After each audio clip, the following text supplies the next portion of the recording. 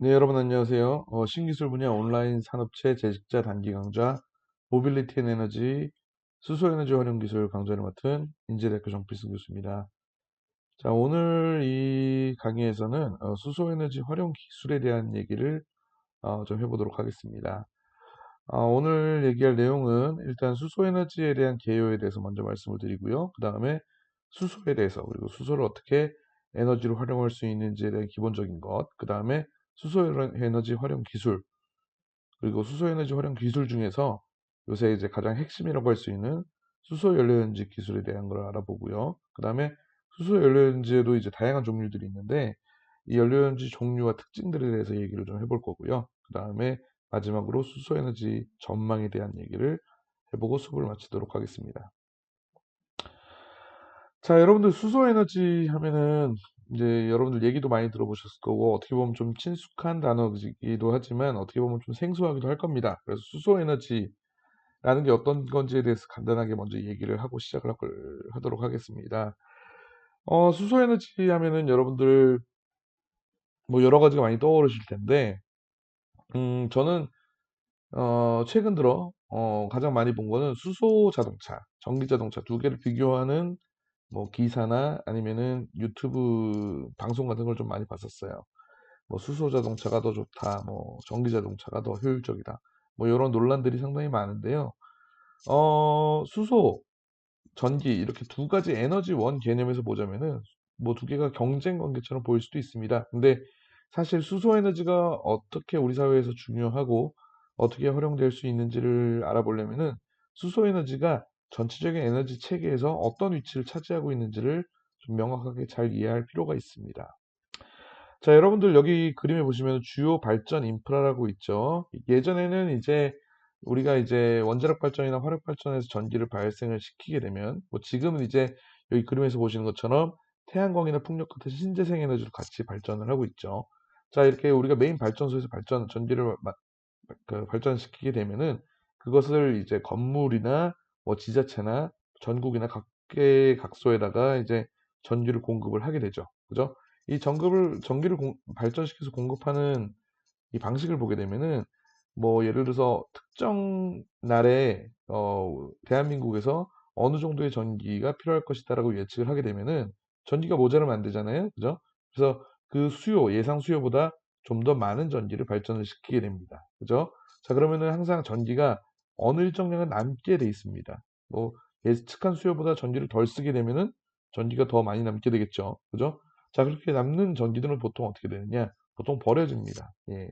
전기를 뭐 배터리나 이런 데 충전해서 쓸 수 있으면 참 좋겠지만 대단위로 발전되는 전기 같은 경우에는 2차 전지나 배터리에 저장해서 쓸 수 있을 만큼 그렇게 용이하게 저장이 가능하진 않습니다. 자, 그래서 이제 기존의 공급 방식에서 추가가 된 게 뭐냐면은 남는 전기를 어떤 방식으로 저장을 시켜가지고 좀 더 효율적으로 사용할 수 있는지에 대해서 고민을 하기 시작했어요. 자, 그 중에 하나가 바로 요겁니다. 전기를 이용해서 물을 전기를 이용해서 분해한다. 다시 여기서 수전해라고 얘기를 하죠. 물을 전기 분해를 하게 되면은 수소와 산소가 나오게 됩니다. 자, 이렇게 모아진 수소 같은 경우에는 전기를 저장하는 것보다는 수소라는 물질을 저장하는 게 좀 더 효율적이고 손실이 좀 덜할 수가 있어요. 보관도 좀 더 영위하고요. 그죠?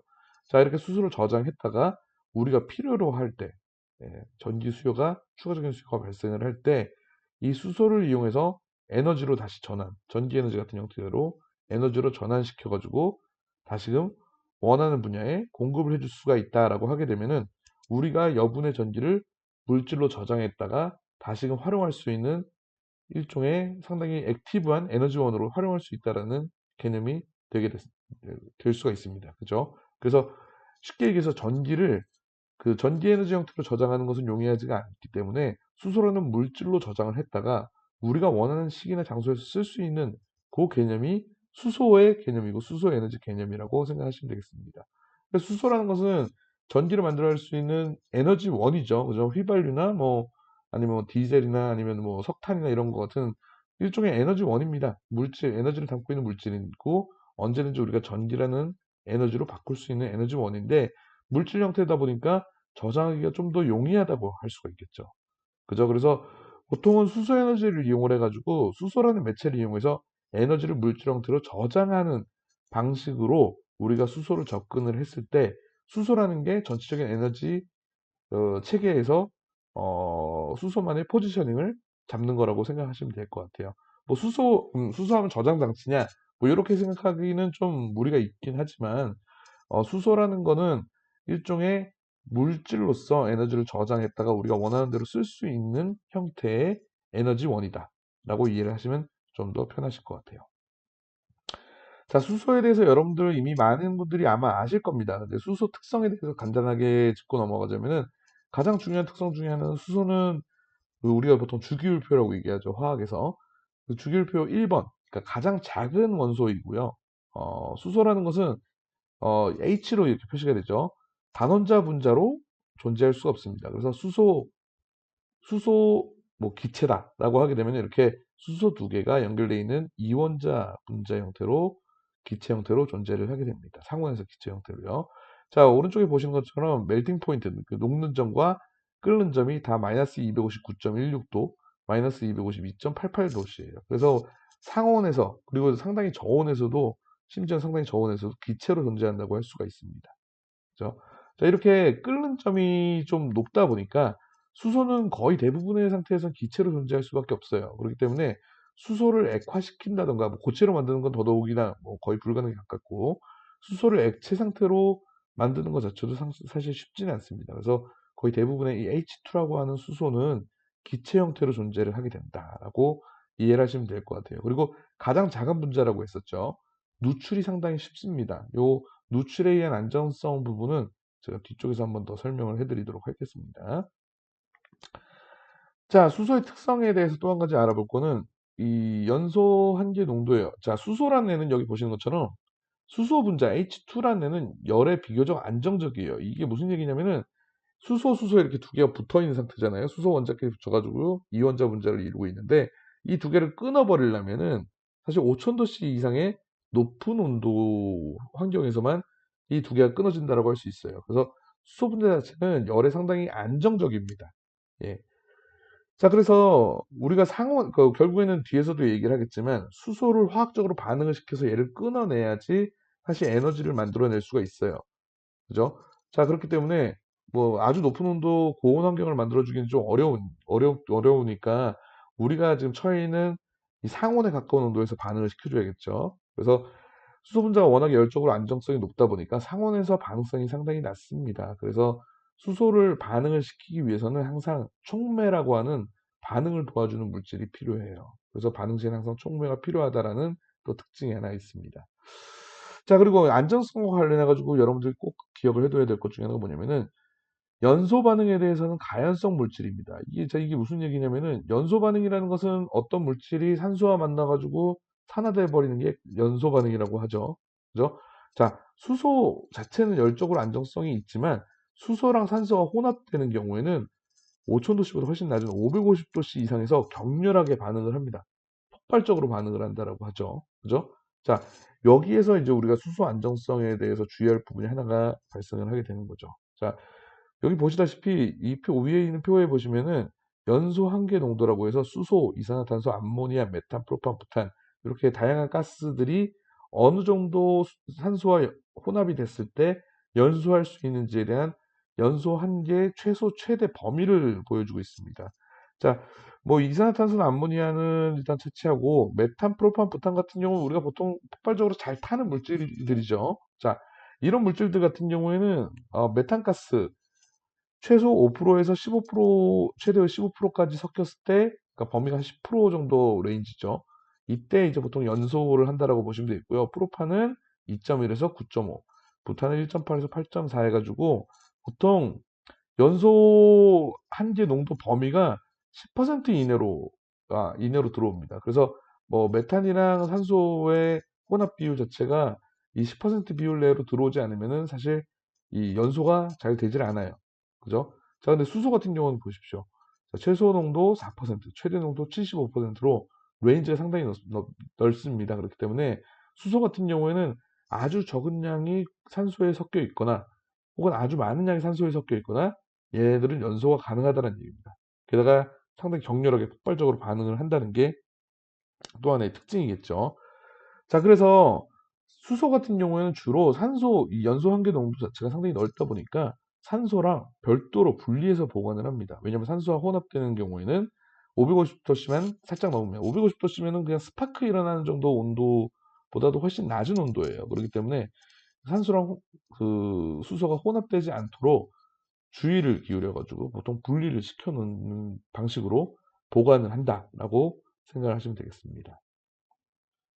자, 여기 이어서 수소의 안전성에 대해서 좀 더 얘기를 해보자면은, 자, 앞에서 얘기했던 것처럼 공기와 혼합, 그러니까 산소와 혼합됐을 때 폭발적으로 반응을 하다 보니까 수소가 공기랑 혼합되는 경우에는 상당히 위험한 상황에 처할 수가 있습니다. 500도씨나 550도씨, 그러니까 500도씨 정도 가 넘어가게 되면, 발화점 온도가 넘어가게 되면은 폭발을 일으킬 수가 있다는 얘기죠. 수소랑 산소가 섞여 있을 때.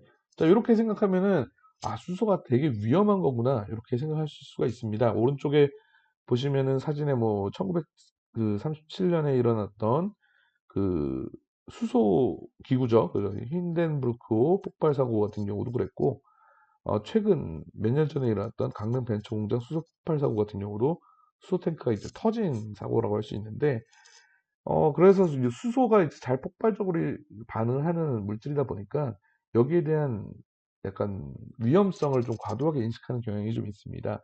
근데 사실 정확하게 얘기를 하자면 수소는 공기, 산소와 섞였을 때는 폭발적으로 반응을 하긴 하지만 어떤 점화 온도보다 높은 경우에 수소가 산소가 앞에서 봤던 연소한계 농도 내로 섞여 있는 경우가 그렇게 흔치는 않습니다. 그 이유는 뭐냐면은 수소 같은 경우에는 여기 나와 있는 것처럼 개방계, 열린, 그러니까 야외 같은 공간에서는 수소가 한번 누출이 돼도 빠르게 날아가 버립니다. 앞에서 잠깐 얘기했었죠. 수소는 여러분들 가장 가벼운 원소예요. 기체 상태에 있는. 얘네들이 공기 중에 누출이 됐다고 하더라도 그 자리에 머물러 있는 게 아니라 쉽게 확산되거나 다 대류로 날아가 버립니다. 그래서 이 앞에서 봤던 연소항제 농도를 유지하기가 상당히 쉽지가 않아요. 그래서 수소가 누출이 됐다고 하더라도 해서 무조건 폭발이 일어나는 건 아닙니다. 예. 어느 정도의 혼합 농도를 갖출 수 있을 만큼 수소가 가둬져 있어야 되고, 그 다음에 온도도 500도씨가 넘어야지 얘가 폭발이 일어날 수가 있다는 얘기예요. 그래서 개방계, 그러니까 야외 같은 경우에는 수소 폭발의 위험성이 그렇게 크진 않습니다. 근데 이제 실내 같은 경우에 수소가 가둬지게 되면은 수소가 이제 방 안에 예를 들어서 뭐 실험실이라든가 아니면은 뭐 공정이라든가 이렇게 가둬지게 되면은 사실 어렵지 않게 연소환기 농도를 올라가 만족시킬 수가 있기 때문에 수소를 사용하는 경우에는 주로 환기된 개방기에서 주로 사용을 해주는 것이 가장 안전하다고 생각하시면 되겠습니다. 그다음에 수소도 이제 액화수소를 사용하는 경우도 있습니다. 높은 온, 높은 압력과 이제 낮은 온도를 유지하게 되면 수소도 액체화가 가능한데, 워낙에 온도가 낮다 보니까 극초원 유체로서 접촉 시에 동상 위험이 있다는 특징이 또 하나 있고요. 액화질소와 마찬가지죠.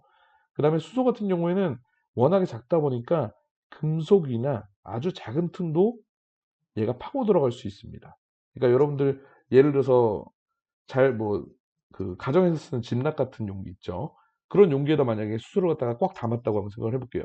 자, 우리가 봤을 때는 물도 잘 안 새는 아주 뭐 틈이 없는 셀링이긴 하지만 수소 기체 같은 경우에는 그 틈바구니를 벗어날 수가 있습니다. 아주 작은 확산 속도로요. 예.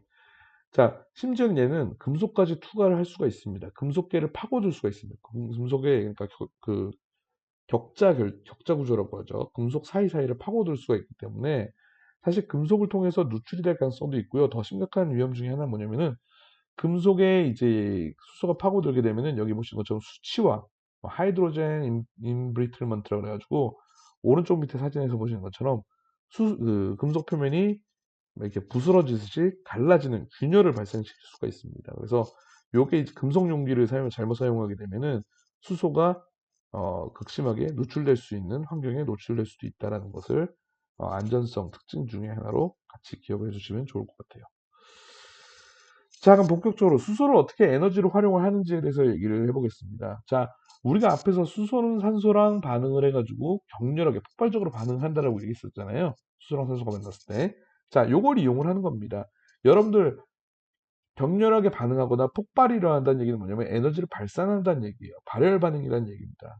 자, 이걸 거꾸로 이용을 하는 겁니다. 그래서 수소와 산소와 반응, 그러니까 다시 얘기해서 수소를 연소를 시키게 되면은 아주 큰 발열 반응이 일어난다라고 할 수 있습니다.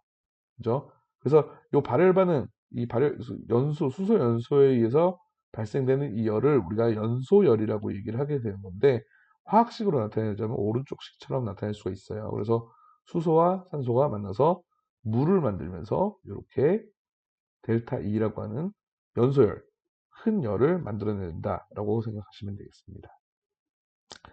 뭐 이제 분자 구조로 나타낸 게 왼쪽 그림인데요. 예, 산소랑 수소가 이렇게 만나게 되면은 서로 이렇게 반응을 해가지고 물을 만들면서 여기 델타 E라고 하는 큰 에너지를 만들어낸다고 할 수 있습니다. 이 큰 에너지가 어느 정도 큰 에너지냐면은, 여러분들 휘발유나 메탄이나 무연탄 같은 경우는 잘 타는 거 아시죠?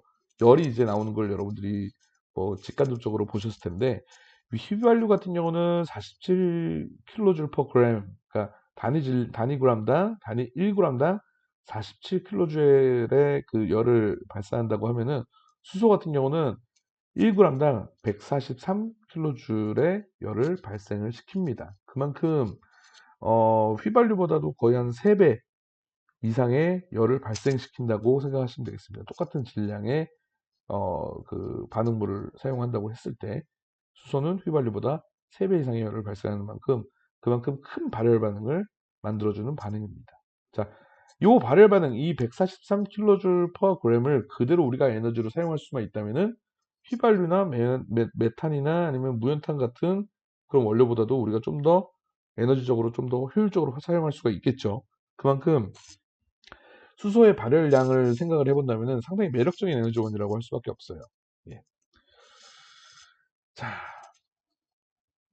자, 그러면 수소 에너지랑, 그러면 우리가 신재생 에너지 얘기할 때 수소 에너지랑 같이 얘기를 하는 게 태양광, 풍력, 그 다음에 우리 기존의 원자력보다 좋으냐 나쁘냐 뭐 이런 걸 비교를 많이 하잖아요. 그래서 태양광, 풍력, 화석연료, 원자력, 수소 에너지 이렇게 5가지를 한번 간단하게 비교를 해봤습니다. 자, 일단 자원 확보 면에서는 태양광, 풍력은 항상 풍부하죠. 예, 바람만 불고 태양광만 비칠 수만 있으면은 얼마든지 우리가 에너지를 만들어낼 수가 있기 때문에 자원 확보 자체는 상당히 풍부하다고 할 수 있습니다. 근데 화석연료 원자력 같은 경우는 좀 제한적이죠.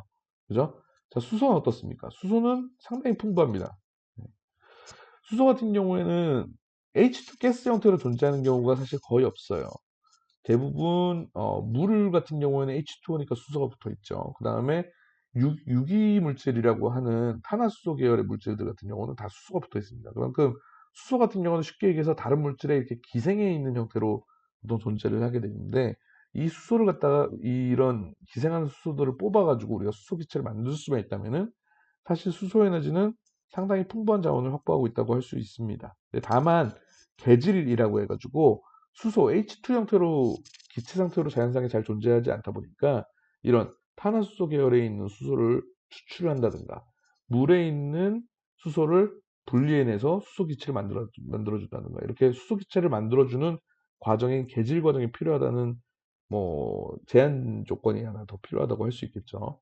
자, 그다음에 활용성 부분에서는, 자, 화석연료나 원자력 같은 경우에는 우리가 원료를 그냥 태워주기만 하면은 얼마든지 우리가 원하는 에너지를 만들어낼 수가 있어요. 그죠? 상당히 수시로 사용할 수 있는 에너지원입니다. 근데 태양광이나 풍력 같은 경우에는 제한적이죠. 태양광 같은 경우는 낮에만 우리가 발전할 수 있고, 풍력은 바람이 적정량 불어야지 에너지를 만들어낼 수 있는 반면에, 수소 에너지 같은 경우는 우리가 수소만 수급이 잘 된다면 수시로, 마치 화석연료나 원자력처럼 수시로 우리가 원하는 장소나 원하는 시간에 에너지를 만들어낼 수가 있습니다. 상당히 액티브한 에너지 원이라고 할 수가 있습니다. 그래서 이 2가지 주요 특징만 딱 보더라도 수소 에너지 같은 경우에는 자원 확보 면에서도 풍부하고 우리가 어느 시기에나 사용할 수 있다라는 그런 활용성도 상당히 높다라고 할 수 있습니다. 여기에다가 이제 효율도 원자력에 비교하면, 원자력이나 화력에 비교하면 그렇게 높은 편은 아니긴 하지만, 다른 신재생 에너지원에 비해서 상당히 높은 수준이라고 할 수 있습니다. 거의 화석연료에 준하는 효율을 보여주고 있고요. 그 다음에 앞에서 보셨던 것처럼 수소랑 산소가 만나서 물을 만들어내는 그 수소 산소 반응만을 이용을 하기 때문에, 사실 배출가스가 거의 없다시피 합니다. 그렇기 때문에 친환경성도 상당히 좋다라고 할 수 있겠죠. 자, 근데 수소 에너지의 가장 걸림돌 중에 하나가 사실 기술 부분이에요. 뭐 이미 상용화될 수 있는 기술이 있긴 하지만, 사실 이 기술들이 아직까지는 좀 완전히 진보된 포화된 상태의 기술이라고 하기는 좀 어렵습니다. 뭐 뒤에서도 잠깐 얘기하겠지만 부품도 비싸고 효율성도 좀 더 높여줄 여지가 있고 여러 가지 기술 발전의 여지가 좀 있기 때문에 사실 아직 발전 중인 기술 중에 하나라고 할 수가 있습니다. 그래서 상당히 어떻게 보면은 수소에너지라고 하면 한마디로 얘기해서 포텐셜은 상당히 높지만 앞으로 좀 더 우리가 기술을 좀 더 개발을 해야지 좀 더 좋은 형태의 수소에너지 기관을 만들 수 있다라고 생각하시면 되겠습니다. 자, 수소 에너지를 그럼 만드는 방법을 어떻게 만드느냐? 수소 산소 반응을 기본적으로 사용을 하게 됩니다. 근데 여기서 이제 두 가지 방법으로 파생이 되게 돼 있어요. 하나는 연소화학입니다. 요 반응을 요 앞에 있는 수소 산소 반응, 그러니까 수소 연소 반응을 그대로 이용을 해주는 겁니다. 그래서 수소를 산소랑 혼합시켜서 태워가지고 나오는 열을 가지고 뭐 터빈을 돌린다던가 뭐 하는 식으로 해가지고 우리가 기존에 이제 예를 들어서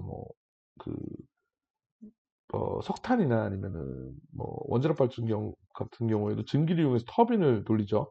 같은 방식으로 증기를 이용해서 터빈을 돌리는 형태로 만들어줄 수가 있는데 다만 에너지원을 석탄이나 화석연료 대신에 수소를 사용한다는 차이점이 바로 이 연소화학입니다. 그래서 수소 같은 경우도 그냥 화석연료처럼 태워가지고 터빈을 돌리는 방식으로 연소화학으로 에너지를 만들어줄 수가 있겠고요. 또 한 가지 방법은 전기화학을 이용을 해주는 겁니다. 요건 이제 뒷부분에서 좀 더 자세하게 얘기를 할 건데 이게 뒤에서 얘기하는 연료연지의 가장 핵심적인 부분이라고 생각하시면 될 것 같아요. 자, 그래서 보통 연소화학을 활용해서 수소 에너지를 활용하는 기관을 우리가 수소 혼소 발전 혹은 수소 전소 발전이라고 얘기를 합니다. 수소 전소 발전이라는 것은 100% 수소만 태워주는 경우고요. 수소 혼소 발전 같은 경우에는 수소 100%를 태워준다기보다는 수소 일정 부분, 그 다음 메탄가스 일정 부분 이렇게 섞어가지고 얘네들을 연소시켜가지고 터빈을 돌려주는 기관이라고 생각하시면 되겠습니다. 어쨌든 수소 혼소나 전소 발전 같은 경우에는 기존의 터빈 기관에서 좀 더 개선된 형태, 그러니까 기존 기술을 거의 그대로 가져온다고 할 수 있겠죠. 이 터빈을 돌려가지고 전기를 발전시키는 발전 방식이라고 생각하시면 되겠고요. 수소 연료연지는 이 앞에 얘기했던 전기화학을 이용을 해가지고 화학적인 방법으로 물질 에너지를 전기 에너지로 바꿔주는 방식이라고 할 수 있습니다. 자, 이 두 가지 발전 방식 모두 다 전기랑 열 두 가지를 다 발전을 시킵니다. 물론 연소화학을 이용한 발전 같은 경우에는 열에 좀 더 의존한다고 할 수 있겠고, 그 다음에 수소 연료연지 같은 경우에는 열보다는 직접적인 전기 발전에 좀 더 의존하는 형태라고 생각을 하시면 되겠습니다. 자, 그럼 연소 기술에 대해서 먼저 간략하게 좀 얘기를 해볼게요. 기술 같은 경우는 앞서 얘기했던 것처럼 기존의 가스 터빈이나 엔진, 보일러 같은 기관들을 거의 그대로 사용을 해줄 수가 있습니다. 그래서 연소하는 연료를 기존의 뭐 메탄가스라든가 그런 가연성 연료 대신에 수소 혹은 수소 혼합가스를 사용해서 에너지를 발생시키는 방법이 바로 이 수소 연소 기술이라고 할 수가 있겠죠. 그죠? 자, 이게 수소 연소 기술 같은 경우에는 뭐 그렇게 사실 신기술은 아닙니다. 물론 기존의 그런 석탄이나 휘발유를 이용한 터빈이나 엔진 같은 경우에는 사실 여러분들 이미 기술이 포화 상태에 있죠. 뭐 그걸 그대로 가져가지고 휘발유 대신에 수소를 태워볼까? 이런 방식으로는 사실 사용할 수가 없습니다. 앞에서 봤다시피 예를 들어서 휘발유랑 수소 같은 경우에는 발열량 자체가 좀 달라요. 그렇기 때문에 기존의 내연기관이나 터빈을 이용을 해가지고 사실 수소를 태워준다라고 하면은 사실 제대로 작동하지 않을 가능성이 좀 높습니다. 그래서 수소만의 터빈이나 수소만의 엔진으로 좀 개선을 하죠. 근데 어쨌든 중요한 건 뭐냐면은 기존의 연소기관은 기술이 아주 잘 발전이 돼 있기 때문에 사실 우리가 쉽게 수소를 갖다가 에너지로 전환할 수 있는 가장 우리 손에 가까운 기술이라고 생각하시면 되겠습니다. 그래서 지금 수소 에너지 같은 경우는 우리나라뿐만 아니라 전 세계적으로 많이 보급이 되고 있는 상황이죠. 자, 이런 상황에서 사실 앞서 얘기했던 수소 연소 기술이랑 전기화학 기술 둘 중에 우리나라도 그렇지만 수소 연소 기술에 상당히 많이 의존을 하고 있는 상황입니다. 그래서 단기적으로 수소 에너지를 확산시킬 수 있는 가장 빠른 방법이 바로 이 수소 연소 기술이라고 생각하시면 되겠습니다. 네. 자, 근데 수소 연소 기술 같은 경우에도 배출가스가 발생할 수가 있습니다. 왜냐면 수소를 연소시킬 때 수소랑 산소가 만나야 되잖아요. 근데 우리가 순수 산소를 공급해 주지는 않고 주로 이제 우리가 대기 중에 존재하는 그냥 공기를 집어넣죠. 그죠? 근데 이 나오는 열량 자체가 열이 좀 강하다 보니까 그 공기에 섞여 있는 질소가 또 산소랑 반응을 해서 우리가 보통 녹스라고 하는 그 산화질소 계열의 배출가스를 발생을 시킵니다. 예. 뭐 녹스 같은, 속스나 녹스 같은 이런 배출가스가 대기 오염의 상당히 주범 중에 하나죠. 자, 그렇기 때문에 사실 대기 오염, 완전히 친환경적인 에너지원이라고 하기는 좀, 어, 약간 흠이 좀 있다라고 생각하시면 되겠죠. 근데 요 녹스 같은 경우도 저감 방법이 많이 개발이 돼 있기 때문에 사실 거의 녹스의 배출이 거의 없는 상태로 수소 연소 기술을 활용할 수 있는 게 현재 기술 단계라고 생각하시면 되겠습니다. 자, 근데 수소 연소 기술에는 여러분들 주의할 게 하나가 있는데요. 자, 앞에서 계속 얘기했다시피 수소 연소 기술은 수소를 태워주는 거예요. 그러니까 수소랑 산소를 혼합한 상태에서 쭉 이렇게 노즐을 통해서 공급을 해줍니다. 그럼 이 노즐 바깥쪽에서 수소를 태워가지고 열을 발생을 시키겠죠. 그죠? 다시 얘기해서 이 노란 부분은 혼합가스가 들어오는 방향이고, 이 빨간 부분은 수소가 이제 타는 열의 영역이라고 생각하시면 되겠는데, 자, 수소가 공급되는 속도보다 만약에 타들어가는 속도가 더 빠르게 된다라고 하면 어떤 현상이 일어날까요? 예, 이 불이 열이 노즐 안쪽으로 들어오게 됩니다. 그죠? 불이 역류를 한다는 얘기겠죠. 폭발이 역류를 한다는 얘기이기 때문에 이걸 우리가 보통 역화, 플래시백이라고 하게 되는데, 역화가 일어나게 되면 수소 저장고까지 이 열이 타고 들어가서 폭발이 일어날 수가 있습니다. 상당히 위험한 상황이죠. 그래서 보통 수소 연소 기술 같은 경우는 수소나 산소를 혼합해서 공급해주는 이 노즐에다가 역화 방지 장치라는 거를 사용을 해줍니다. 그래서 만약에 폭발, 이 불 자체가, 열 자체가 역으로 노즐 안으로 들어오는 것을 이제 막아주는 장치라고 할 수 있겠죠. 그래서 안전성이 가장 중요한, 수소연소 기술 안전성이 가장 중요한 기술 중에 하나라고 생각하시면 되겠습니다. 자, 그 다음에 이제 전기화학에 대해서 또 다른 이제 수소에너지 활용 기술인 전기화학에 대해서 얘기를 해보도록 할게요. 뭐 이름 자체가 상당히 좀 어려운 이름이죠. 전기화학, 일렉트로케미스트리라고, 일종의 화학의 일종인데 전기가 들어간 화학인가 이렇게 생각할 수가 있습니다. 예, 화학인데 전기를 만들어내는 화학이라고 이해하시면 좀 더 쉬울 것 같아요. 자, 우리가 이제 화학 얘기를 하다 보니까 좀 화학 얘기를 한 가지만 더 하자면은 산화 환원 반응이라는 게 있습니다. 여기 나오는 것처럼 산화 환원 반응, 그러니까 산화 반응이라는 게 있고 환원 반응이라는 게 있는데, 이 산화 환원 반응은 동시에 일어나요. 자, 그럼 산화 환원 반응이 무엇이냐? 뭐 사전적인 그 정의에 의하면 산화 반응 같은 경우는 어떤 물질이 산소를 얻거나 혹은 수소 또는 전자를 잃는 반응을 산화 반응이라고 하고, 그 반대 반응, 그러니까 물질이 산소를 잃거나 수소 또는 전자를 얻는 반응을 우리가 환원 반응이라고 합니다. 그죠? 자, 밑에 있는 그림이 지금 잘 설명을 해주고 있어요. 나트륨이랑 플로린이 이렇게 두 가지 물질이 만나는데, 만나게 되면은 왼쪽에 있는 물질에서 오른쪽에 있는 물질로 전자가 하나가 건너뛰어가면서 얘네가 플러스 마이너스로 대전되면서 하나의 물질로 뭉쳐집니다.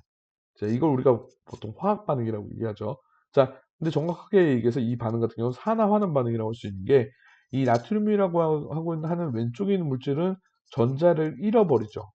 두 물질이 만났을 때 전자를 잃어버립니다. 그죠? 자, 위의 정의에 의해서 전자를 잃는 경우는 산화 반응이라고 하죠.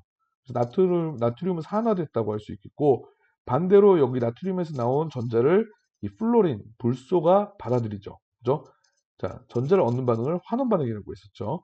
자, 불소는 환원이 되는 겁니다. 그래서 한쪽이 전자를 잃으면은 다른 한쪽은 그 전자를 받아들이게끔 돼 있어요. 그래서 전자를 잃는 쪽을 산화, 전자를 얻는 쪽을 환원이라고 할 수 있겠죠. 그래서 산화 환원 반응은 항상 동시에 일어납니다. 왜냐면 이 전자를 잃는 애가 있으면은 얻는 애가 있기 때문에. 제가 이 복잡한 산화하는 반응을 왜 얘기를 하냐면은, 자, 이 과정을 잘 보세요. 전자를 잃어서 한쪽으로 전자가 이동해서 전자를 얻는 과정이잖아요. 잃고 얻고 하면서 전자가 이동을 하죠. 자, 여러분들 전기 있죠. 전선에 전기가 통한다, 전류가 흐른다라고 하면 우리가 보통 그 전선 안에는 어떤 일이 일어나고 있죠? 구리 전선 안에는 전자가 이동을 하죠. 그죠? 전자나 음이온이나 양이온처럼 대전된 이온이 이동하는 걸 우리가 보통 전류라고 얘기를 합니다. 그죠? 자, 그럼 산화하는 반응을 다시 볼게요. 산화, 환원, 전자 이동을 하죠. 그죠? 전선에서 전류가 흐를 때 전자가 이동을 하죠.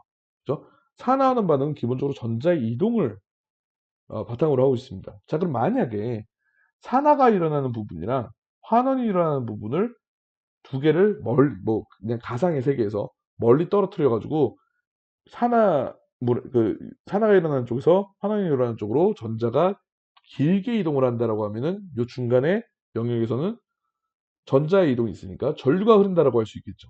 그죠? 자, 그래서 오른쪽 그림은 이제 가상의 이제 하나의 전극이라는 물질을 놓고, 자, 왼쪽 전극에서는 산화 반응이 일어나고, 오른쪽 전극에서는 환원 반응이 일어나게 되면 둘 다 짝반응으로 둘 다 일어나는 산화환원 반응이 동시에 일어나는 상황인데, 산화 반응과 환원 반응이 나눠져서 일어나게 되죠. 자, 그리고 그래서 이 전극에서 일어나는 산화 반응에서 나온 전자가 전선을 통해서 오른쪽 전극인 환원 반응 쪽으로 이동을 하게 되면은 요 위에 있는 화살표로 표시되어 있는 전선에서는 어떻죠? 전자가 이동하니까 전류가 흐른다라고 할 수 있겠죠. 그죠? 자, 그래서 이렇게 산화하는 반응을 갖다가 이용해서 화학적으로 전류를 만들어내는 것을 우리가 보통 전기화학이라고 얘기를 할 수가 있는 겁니다. 아시겠죠? 그래서 뭐 우리가 화학 반응에서 더 정리해서 쉽게 얘기하자면은 화학 반응에서 일어나는 전자의 이동을 가지고 우리가 전기를 만들어내는 화학 반응을 다루는 분야가 바로 전기화학이다라고 이해하시면은 전기화학이라는 게 좀 더 쉽게 이해가 될 거라고 생각합니다. 자, 그럼 이 전기화학을 이용하는 게 바로 이제 그 수소 연료전지라고 할 수 있습니다. 전기화학을 이용하는 게 수소 연료전지만 있는 건 아니에요. 우리가 주로 사용하는 배터리 있죠. 2차 전지라든가 뭐 1차 전지나 이런 배터리들, 얘네도 전기화학을 이용을 해줍니다. 그래서 산화하는 반응을 통해서 나오는 전자의 흐름을 이용해서 전류를 만들어내는 게 바로 이 전기화학이라고 할 수 있겠고, 이 연료전지나 배터리 같은 경우로 우리가 보통 전기화학 셀이라고 얘기를 합니다. 자, 근데 연료전지랑 배터리의 가장 공통점과 이자 차이점이 무엇이냐면은, 공통점은 둘 다 앞에서 얘기했던 것처럼 전기화 반응을 이용을 해줍니다. 산화 반응, 환원 반응을 나눠서 일으키는 전극이라는 게 존재하는 하나의 셀로 돼 있다는 게 공통점이에요. 근데 차이점은 뭐냐? 뭐 여러분들 쉽게 그냥 상식적으로 생각하면 좀 더 이거 아마 좀 더 이해가 쉬우실 텐데, 연료전지 같은 경우에는 수소를 계속 공급을 해줘가지고 수소가 공급이 되는 한 산화하는 반응이 계속 일어납니다. 전기화 반응이 계속 일어납니다. 그죠? 근데 배터리는 어떻죠? 자, 우리가 연료를 공급해주지 않죠. 이걸 닫힌 계라고 합니다. 물질 이동 자체가 이 배터리 그 외장을 중심으로 해가지고 물질이 통과를 하지 않아요. 그죠? 닫힌 계이기 때문에 이 내부 에너지만을 이용해 주는 게 배터리입니다. 그래서 원료, 반응물이 공급이 되느냐, 되지 않느냐의 차이가 바로 연료 전지와 배터리의 차이점이라고 생각하시면 되겠습니다. 아시겠죠? 자, 어쨌든 우리가 집중하는 거는 요 연료 전지에 대한 부분을 이제 앞으로 쭉 집중한다고 생각하시면 되겠습니다.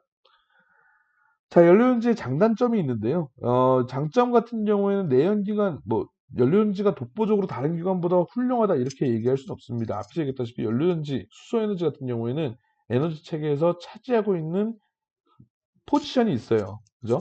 자, 그렇기 때문에 이 어느 포지션이 적합한지를 생각을 해보려면은 내연기관이랑 비교했을 때, 배터리랑 비교했을 때 장점을 생각을 해보시면 되겠습니다.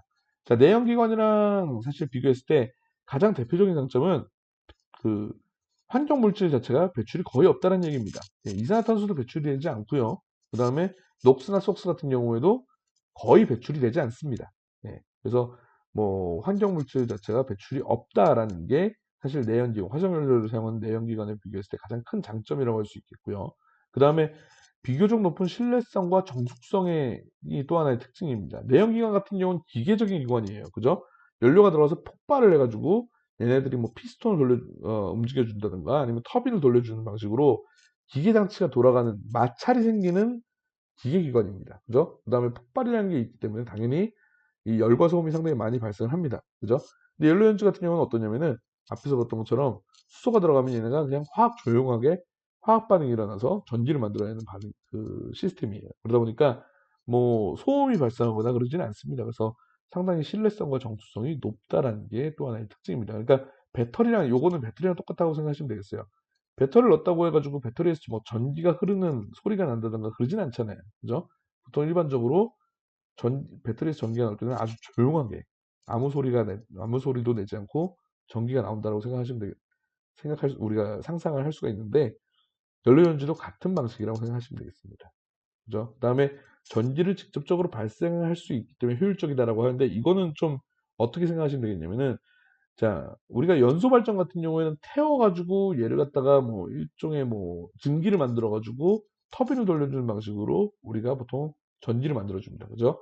처음에 연소 발전 같은 경우는 열이 나오고 이 열을 갖다가 기계적인 운동 에너지를 바꿔준 다음에 얘를 가지고 전기를 만들어내주는 두세 단계를 거쳐가지고 전기를 만들어주는 그 복잡한 단계를 거치게 되죠. 근데 전기화학 같은 경우는 수소랑 산소가 만나가지고 바로 전자의 이동인 산화하는 반응으로 전자 이동인 전류, 전지를 직접 발생할 수 있기 때문에 상당히 효율적인 전기 발생 장치라고 생각하시면 되겠습니다. 이게 내연기관이랑 비교했을 때 장점이고요.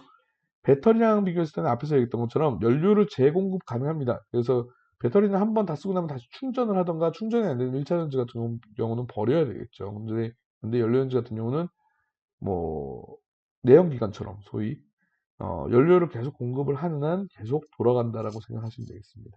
그 다음에 배터리에 비해서 에너지 밀도가 상당히 높은 편이고요. 그 다음에 전력 용량의 독립적인 선택이 가능한, 전력이랑 용량 간의 독립적인 선택이 가능하다라고 할 수 있습니다. 이게 무슨 얘기냐면은 배터리 같은 경우는 용량이 정해져 있잖아요.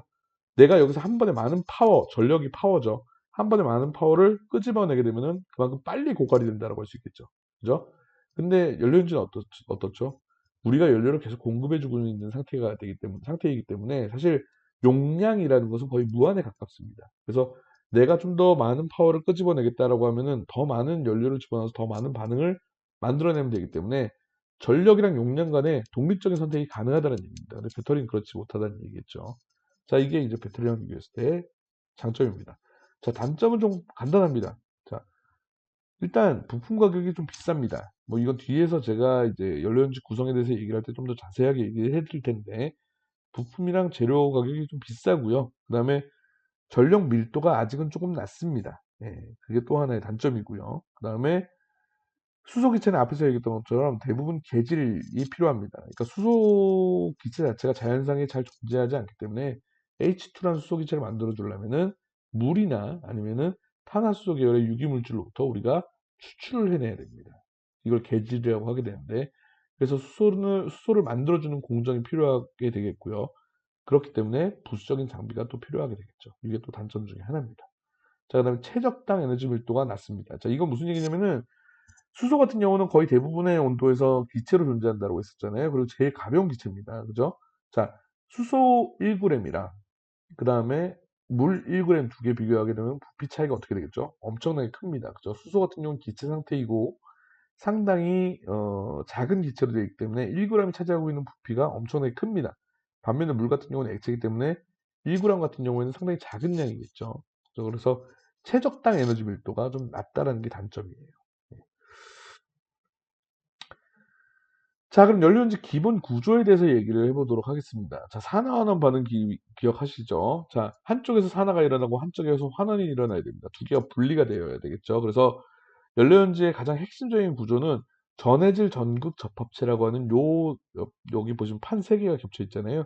요런 구조를 가지고 있는 이 셀이 연료전지의 가장 기본적인 구조라고 생각하시면 되겠습니다. 그래서 왼쪽에 있는 회색이랑 오른쪽에 있는 회색 부분이 각각 두 개의 전극이라고 생각하시면 되고요. 한쪽은 산화 반응을 일으키는 산화 전극, 다른 한쪽은 환원 반응을 일으키는 환원 전극이라고 할 수 있어요. 그죠? 자, 이 두 개가 분리가 되어야 되기 때문에 가운데 분리막이라는 게 이렇게 들어가게 됩니다. 이 파란색 부분이죠. 그죠? 자, 근데 이 분리막은 둘을 분리해주는 역할만 하는 게 아니라 그 전극과 산화전극과 환원전극 사이에 이온의 전달의 역할도 같이 해줍니다.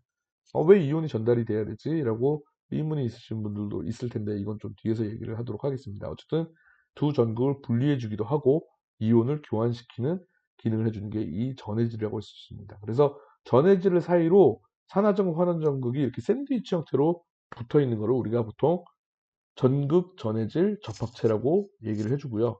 이걸 우리가 보통 전기화학 셀이라고 얘기를 해주는 겁니다. 그래서 수소열 연료전지 같은 경우에는 산화전극에서 수소가 공급이 되고요.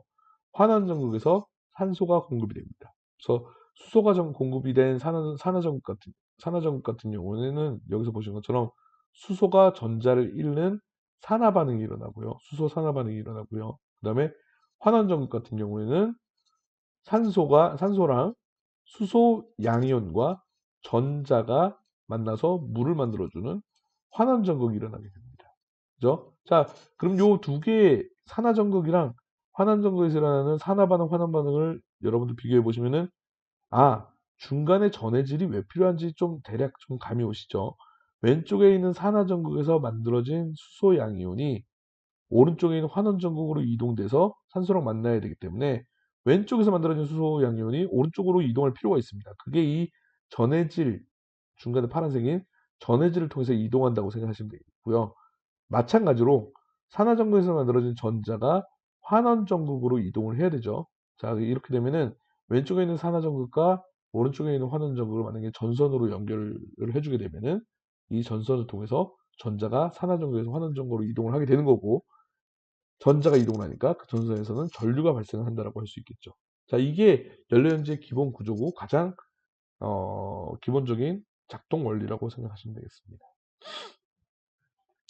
자, 그래서 연료연지의 기본적인 구성은 앞에서 얘기했던 것처럼 전해질이 있고요. 그 다음에 그 산화전극, 환화전극을 구성하고 있는 촉매층, 그 다음에 가스 확산층, 가스 유로 이렇게 네 가지 구조가 대칭 형태로 이루어져 있는 게 하나의 연료연지 하나의 단셀이라고 생각하시면 되겠습니다. 자, 이 전해질은 앞에서 얘기했었고요. 이온을 교환하는 막이라고 할 수, 그 구조라고 할 수 있겠고요. 그 다음에 이 촉매층이라고 하는 게 산화반응, 환원반응이라는 바로 그 사이트, 자리라고 생각하시면 되겠습니다. 그 밖에 있는 가스 확산층이라는 거는 어떤 역할을 하냐면은 이 가스 유로랑 같이 묶어서 얘기를 해주면 좋은데, 자, 가스 채널 보시면 여기 틈틈이 그 파여져 있는 홈 같은 게 보이시죠? 자, 우리가 수소, 왼쪽에는 수소, 오른쪽에는 산소를 공급해 주게 되면은 어떤 통로를 이용해서 공급을 해줘야 될 거예요. 그죠? 이 가스 채널이라고 하는 애들은, 가스 유로라고 하는 애들은 수소랑 산소를 공급해 주는 하나의 유로입니다. 그죠? 자, 이 유로를 통해서 수소가 들어오고 나가게 되는데, 자, 얘네들이 이 촉매층까지 전달이 돼야지 이 촉매층에서 반응이 일어나게 되겠죠. 자, 이 촉매층에 고르게 확산되게끔 하기 위해서 이 가스 유로랑 촉매층 사이에 가스 확산층이라는 다공층 물질을 끼워주게 됩니다. 그러면은 마치 여러분들 휴지에다가 물을 한 방울 딱 떨어뜨리게 되면 물이 쫙 퍼지죠. 휴지도 하나의 다공층이에요. 그죠? 자, 어떤 다공층에 물질이 들어오게 되면, 유체가 들어오게 되면은 얘네가 장애물들을 많이, 다공층은 안에 장애물들이 많은 구조라고 할 수 있기 때문에 다공층을 만나면서 얘네가 쫙 퍼져나가게 됩니다. 그래서 요 공급되는 원료들이 촉매층에 좀 더 고르게 퍼지게끔 해주는 역할을 해주는 게 바로 이 가스 확산층이라고 생각하시면 되겠습니다.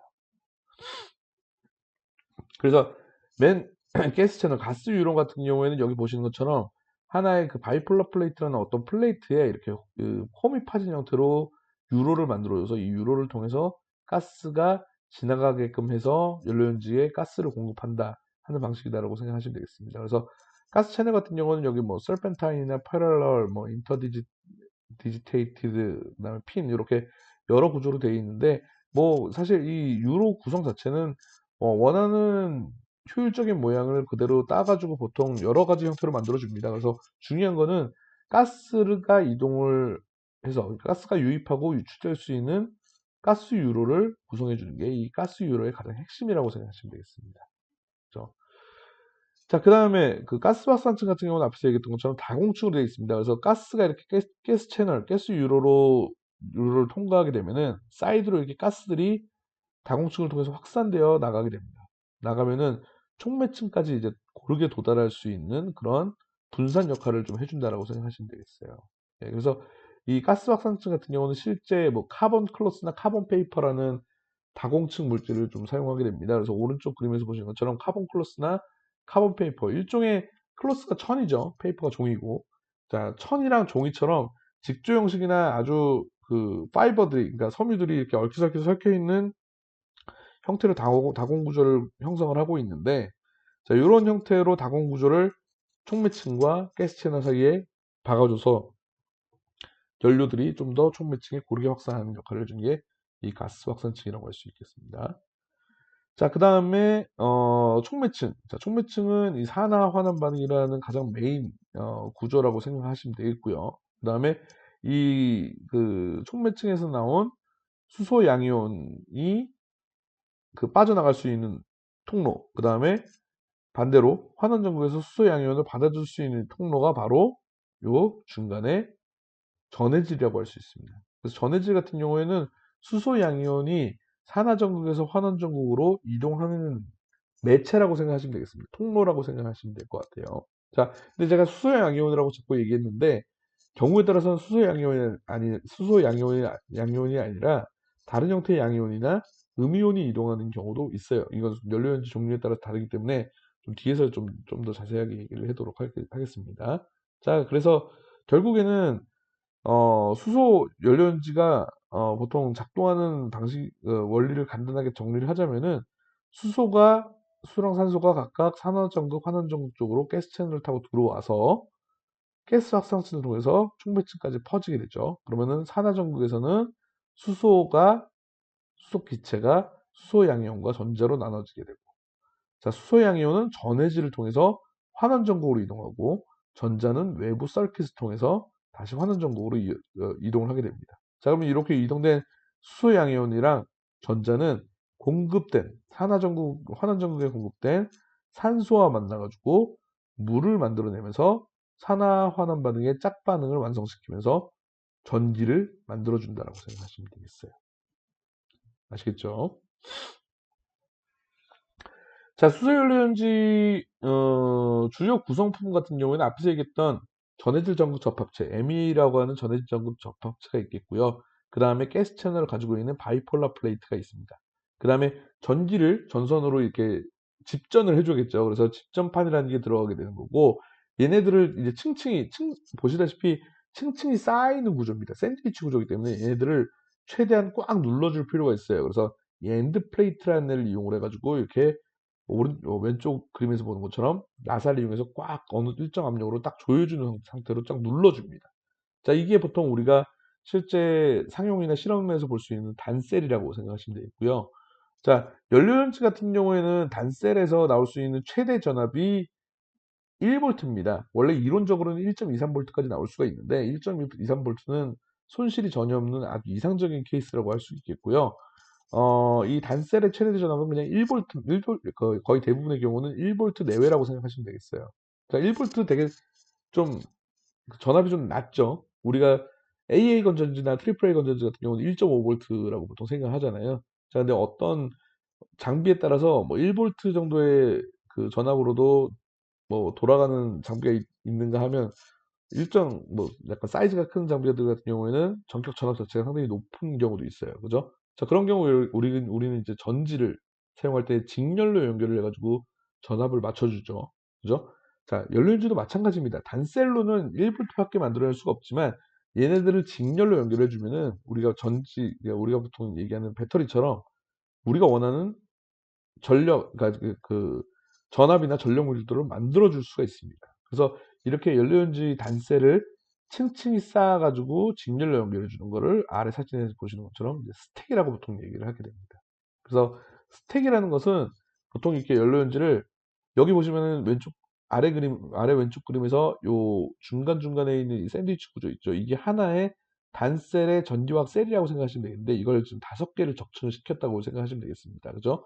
자, 앞에 봤던 단셀 구조와의 차이점은 뭐냐면은 양쪽 바깥쪽은 다 똑같아요. 똑같은데 이 하나의 전기화학 셀이랑 또 다른 전기화학 셀 사이에 들어가는 바이폴라 플레이트는 가스 채널이 양쪽으로 파져 있는 형태죠. 그죠? 그래서 이 각각의 전기화학 셀들이 직렬 형태로 이렇게 수직적으로 적층을 한 게 가장 대표적인 연료전지 스택이라고 할 수 있습니다. 그래서 여러분들 넥소 같은 자동차에 들어가는 그 연료전지 같은 경우는 대부분 다 이 스택 형태를 가지고 있다고 생각하시면 될 것 같아요.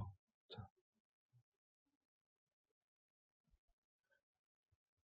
자, 연료연지 구조에 대해서 이제 알아봤고요.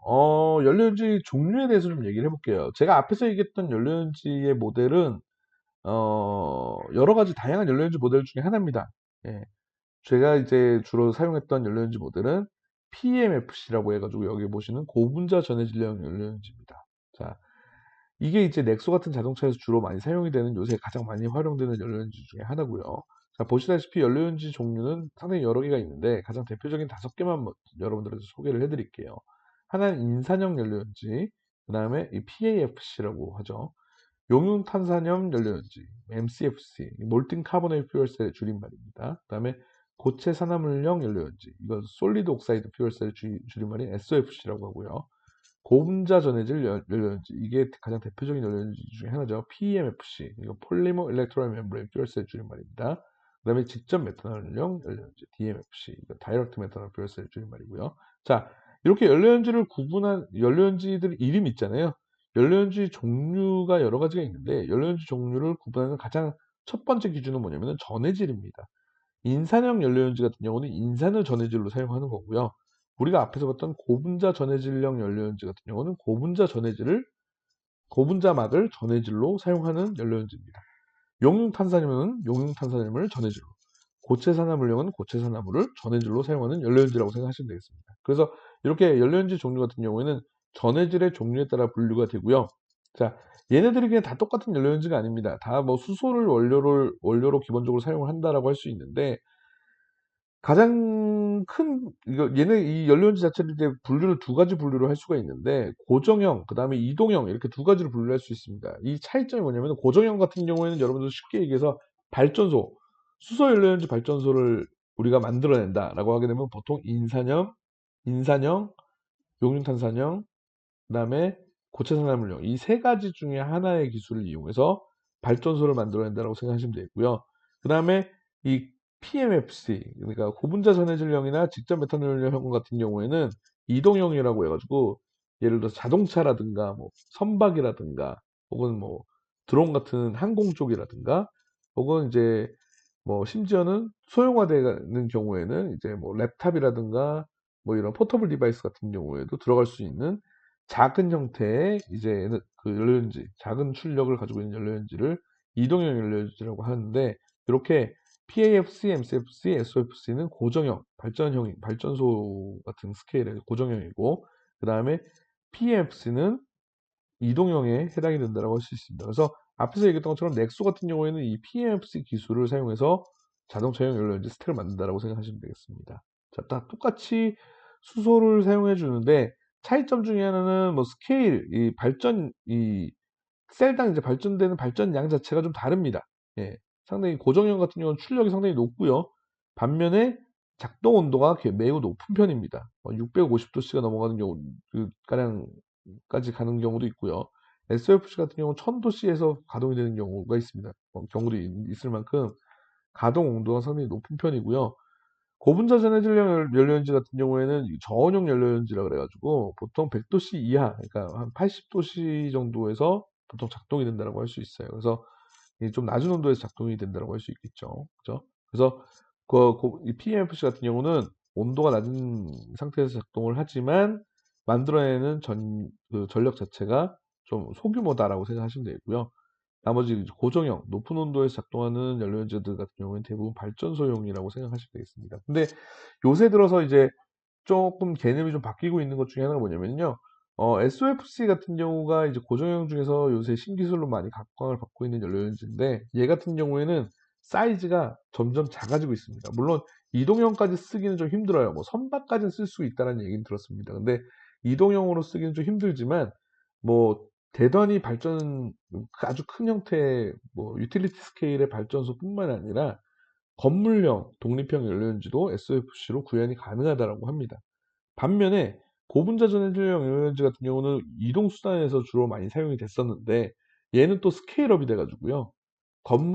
건물이라든가 뭐 하나의 뭐 그런 소규모 단지 같은 경우에 전기를 공급해 줄 수 있는 고정형으로도 많이 확산이 되고 있습니다. 그래서 이동형, 고정형의 이 구분 자체가 SOFC랑 PMFC 사이에서 좀 약간 사실 좀 많이 모호해지고 있는 상황입니다. 근데 PMFC가 고정형 쪽으로 확산되는 속도가 좀 더 빠르다라고 생각하시면 되겠어요. 예. 자, 그래서 이렇게 그 종류별로 그 발전할 수 있는 용량의 이 범위가 이렇게 정의가 되어 있고요. 이 범위 자체는 이제 앞에서 얘기했던 것처럼 시기에 따라 계속 확장되어 나가고 있습니다. 근데 이제 다만 이제 각각 어떤 스케일에서 우리가 연료연지를 사용하느냐를 좀 보시면은 발전소 스케일이나 아주 큰 스케일에서는 SOFC나 MCFC 같은 고정형을 주로 쓰고 포터블, 그러니까 자동차, 뭐 모빌리티 같은 경우에는 대부분 이제 PMFC를 주로 사용을 하는구나 이렇게 생각하시면 되고요. 아주 큰 단위의 모빌리티 같은 경우에는 SFC를 사용할 수 있는 가능성도 있다라고 얘기를 합니다. 자, 자, 그래서 고분자 전해질 연료연지부터 시작해서 뭐 여러 가지 연료연지 종류가 있겠지만 이 중에 대표적인 세 가지만 간략하게 좀 소개를 해드릴게요. 자, 고분자 전해질 연료연지 폴리머 일렉트로라이트 멤브레인 퓨얼 셀이라고도 하고요.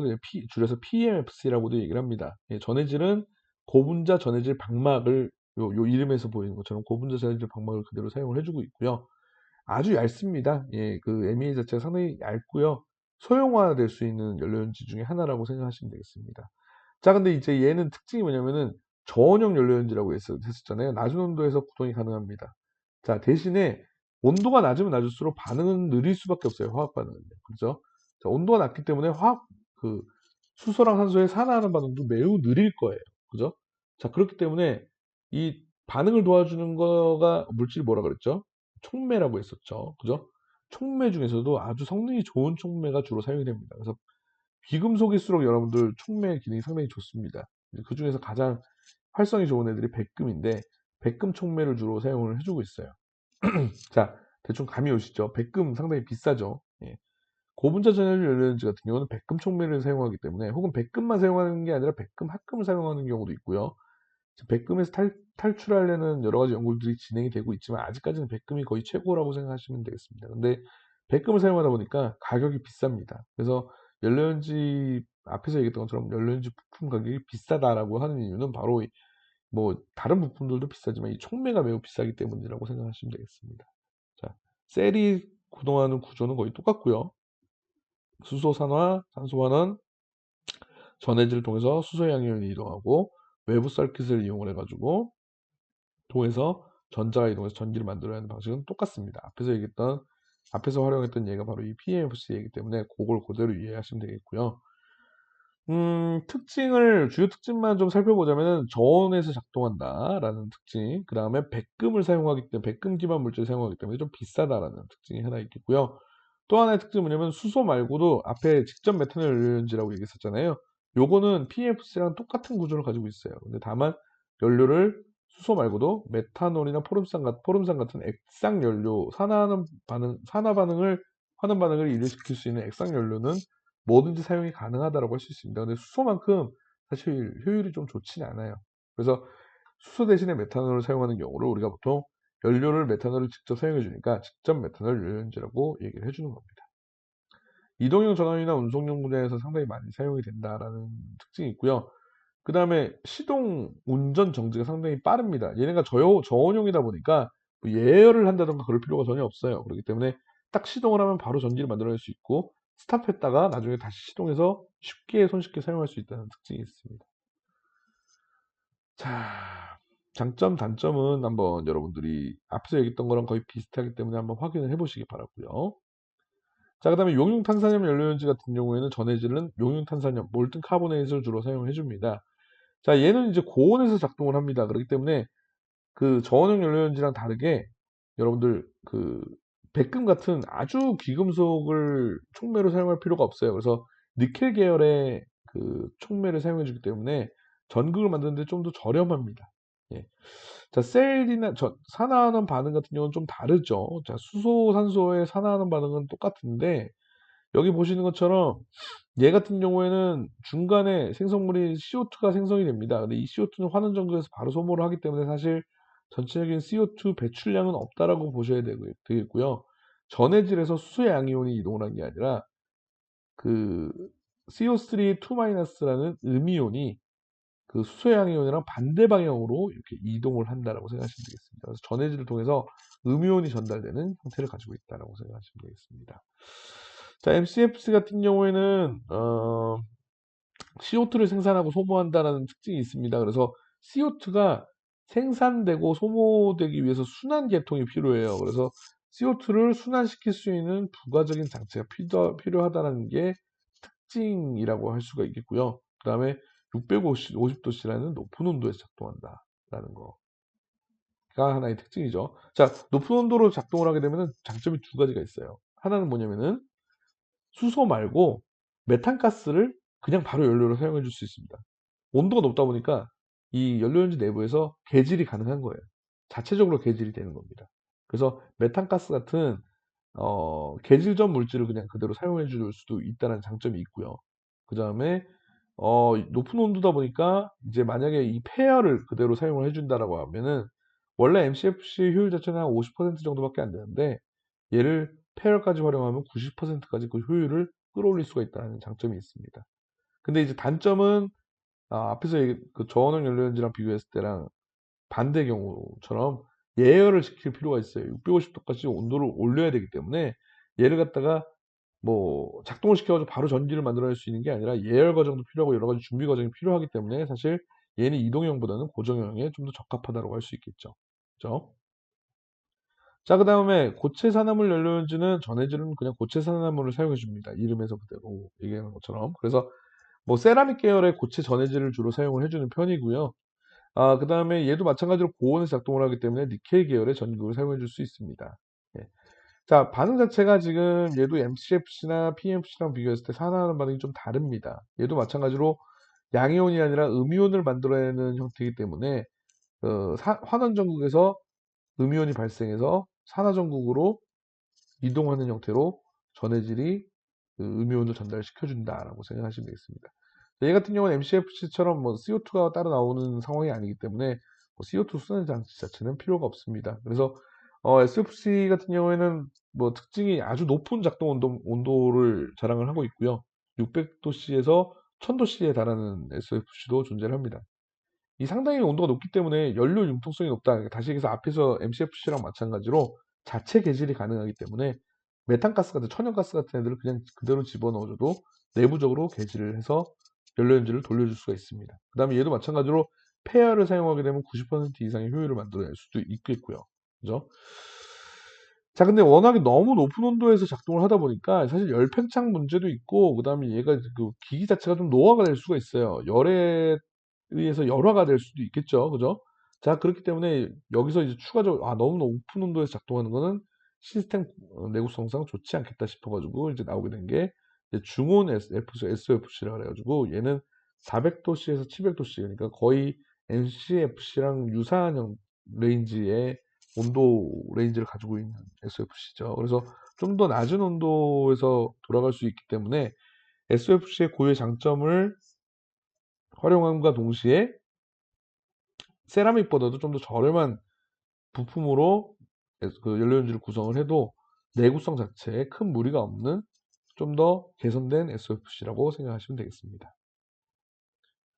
자, 이렇게 연료연지의 종류에 대해서 여러분들 알아봤는데요. 자, 여러분들 왜 그러면 이제 발전 쪽에서도 연료연지를 사용해 줄 수 있겠고, 그죠? 뭐 SOFC나 MCFC 같이, 그 다음에 뭐 수송 쪽에서는 PMFC가 이제 시장을 점유를 하고 있겠죠. 자, 그러면 왜 수소 에너지 종류가 이렇게 많은데, 그리고 기술이 계속 발전하고 있는 상황인데, 왜 수소 에너지, 수소 경제를 강조하는가에 대해서 잠깐 좀 우리 생각을 좀 해보도록 하겠습니다. 자, 일단 첫 번째는 친환경성이에요. 이건 뭐 두말할 필요도 없이 가장 중요한 이유죠. 그죠? 수소만 확보가 돼 있다면은 사실 탄소 배출 없이 온실 감축 효과 자체가 상당히 뛰어납니다. 그리고 어디에서나 기민하게 이용할 수 있는 상당히 액티브한 자원이라고 할 수 있기 때문에, 그 에너지원이라고 할 수 있기 때문에, 그리고 어디서든 개질만 할 수 있다면 쉽게 구할 수 있다는 얘기겠죠. 그만큼 자원도 풍부한 상태이기 때문에 친환경성에 있어서는 사실 따라오기 좀 쉽지 않습니다. 근데 다만 전제 조건 중에 하나가 수소가 확보가 돼야 된다는 게 문제겠죠. 그죠? 자, 수소를 확보하는 방식은 지금 여기서 소개가 되지는 않았지만 탄화수소에서 수소를 추출하게 되면 이산화탄소가 발생을 합니다. 그래서 배출가스가 발생을 하기 때문에 그걸 우리가 탄화수소 계열에서 수소를 추출한 걸 이제 그레이 수소라고 하고요. 그 다음에 불을 전기분해해서 수소를 얻는 경우에는 배출가스가 전혀 없어요. 그죠? 산소만 만들어내기 때문에 이런 경우는 그린 수소라고 합니다. 그래서 그린 수소에서 사실 수소를 가져오는 게 가장 이상적인 방법이긴 하지만 사실 아직까지는 그게 좀 효율적이지는 못합니다. 그래서 사실 이 친환경성 같은 경우에는 수소를 어떻게 확보하느냐가 가장 중요한 관건이라고 생각하시면 될 것 같아요. 자, 그 다음에 에너지 의존도 감소 및 다원화가 특징입니다. 자, 우리나라 같은 경우는 에너지 수입 의존도가 상당히 높아요. 90%가 넘죠. 반면에 에너지 다소비 국가 중에 하나입니다. 예, 그렇기 때문에 우리는 어쩔 수 없이 에너지원의 수입을 많이 할 수밖에 없어요. 근데 화석연료랑 한번 비교를 해보겠습니다. 화석연료 같은 경우는 저희는 거의 석탄 아주 일부를 제외한 거의 대부분을 해외에서 수입을 해오고 있죠. 근데 뭐 예를 들어서 석유 같은 경우는 산유국이 뭐 특정하게 정해져 있고, 뭐 그걸 이제 경제적인 무기를 사용할 만큼 상당히 무서운 자원 무기라고 할 수 있겠죠. 근데 만약에 예를 들어서 수소가 기존의 화석 연료를 대체할 수 있는 에너지원이 된다라고 하게 되면은, 자, 이건 좀 얘기가 달라집니다. 일단은 수소를 우리가 기술만 되면 만들어낼 수 있다는 특징이 하나 있겠죠. 그리고 앞에서 얘기했던 것처럼 설사 우리가 수소를 만들어낼 수 있는 기술이 없고 환경이 되지 않는다고 하더라도 뭐 그런 경우에 수소를 수입을 해야 되겠죠. 자, 그럼 수소를 수입하면 뭐 화석연료를 수입하는 거랑 같지 않아 이렇게 생각할 수 있겠지만, 사실 수소 같은 경우에는 방금 전에 얘기했던 것처럼 기술이 되고 환경만 된다면은 얼마든지 만들어낼 수 있는 국가가 상당히 많습니다. 그죠? 그 얘기인즉슨 뭐냐면은 수입 자체를 다원화시킬 수 있다는 얘기예요. 화석연료보다는 수소를 수입하는 게 좀 더 다원화될 수 있기 때문에 가격적인 경쟁력이나 안정성 면에서 상당히 화석연료에 비해서 좀 월등히 좋다라고 할 수 있겠죠. 그래서 에너지 의존도나 에너지 수입 같은 경우를 좀 더 다원화할 수 있다는 장점이 있겠고요. 그 다음에 수소 전주기라고 하죠. 수소 생산, 저장, 운송, 활용. 이 네 가지를 수소 전주기, 밸류체인이라고 하게 되는데, 수소 밸류체인 자체는 완전히 전체적으로 새로운 시장입니다. 새로운 시장이다 보니까 이 밸류체인 안에 들어가는 여러 가지 뭐 수소 연료연지에 들어가는 부품들이라든가 수전의 장치에 들어가는 부품, 뭐 저장 장치에 들어가는 부품, 운송 장치에 들어가는 부품부터 시작해서 뭐 소재, 그 다음에 여기에 들어가는 뭐 서비스라든가 여러 가지 산업 그 마켓 자체가 완전히 새롭게 생성이 되는 시장이에요. 그러다 보니까 신산업을 만들어내고 새로운 시장을 창출해내는 좋은 방안 중에 하나라고 할 수 있습니다. 그리고 우리나라뿐만 아니라 전 세계적으로 수소에 관심이 많다 보니까 이 밸류 체인 자체는 전 세계적으로 잘 엮여 있는 체인이라고 할 수 있어요. 그래서 기존에 특히 우리나라 같은 경우는 중소 중견기업 같은 경우는 이제 수소연료인지에 들어가는 부품을 만드는 형태로 이제 기업들이 전환이 된다면은 좀 더 이 수소연료 체인에 좀 더 쉽게 참여할 수 있는 방안이 되지 않을까도 같이 고려를 하고 있는 상황이라고 생각하시면 될 것 같습니다. 자, 그다음에 분산 전원으로 보급이 가능하다는 점. 이거는 PMFC도 그렇고 SOFC도 그렇고 실제로 여러분들 단독 건물 같은 경우에도 연료연지를 넣어가지고 기존에 그 공급되는 전기 대신에 이제 뭐 천연가스라든가 이런 걸 사용을 해가지고 개지를 해서 전기를 만들어내서 이제 활용을 해줄 수가 있습니다. 그래서 분산형 전원 같은 경우는 요새 신재생 에너지가 보급되면서 이제 많이 이슈가 되고 있죠. 이 분산형 전원 중에 하나로서 연료연지가 상당히 좀 좋은 그 입지를 가지고 있다라고 생각하시면 되겠습니다. 자, 이렇게 수소 에너지를 우리가 어떻게 활용하는지에 대해서 우리가 수소 에너지 활용 방안에 대해서도 살펴봤고요. 그 다음에 수소 에너지 활용 기술이죠. 뭐 연소 기술, 전지화 기술, 그죠? 근데 그 중에서도 가장 중점이 되는 수소 연료인지 기술에 대해서 특징이라든가 구동, 기술 원리라든가 혹은 이제 종류 등을 좀 알아봤고요.